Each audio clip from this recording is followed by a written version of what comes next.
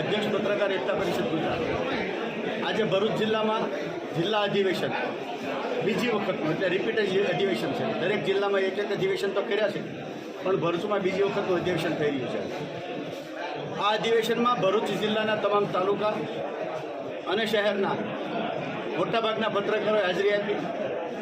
પ્રદેશના હોદ્દેદારો, ઝોનના હોદ્દેદારો, જિલ્લાના પ્રમુખો અને જિલ્લાની ટીમો આ કાર્યક્રમમાં ભાગ લેવા 400 કિલોમીટરથી આવી અને પત્રકારોને ચકિત કર્યા કે આ શું કહેવાય એટલા બધા દૂરથી.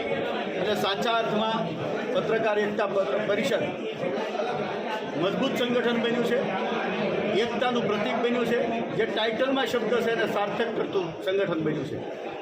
ગુજરાતમાં સૌથી મોટી સંખ્યાનું અને તમામ જિલ્લા અને તાલુકામાં કારોબારી ધરાવતું એકમાત્ર સંગઠન છે. એની સાથે પ્રદેશની મહિલા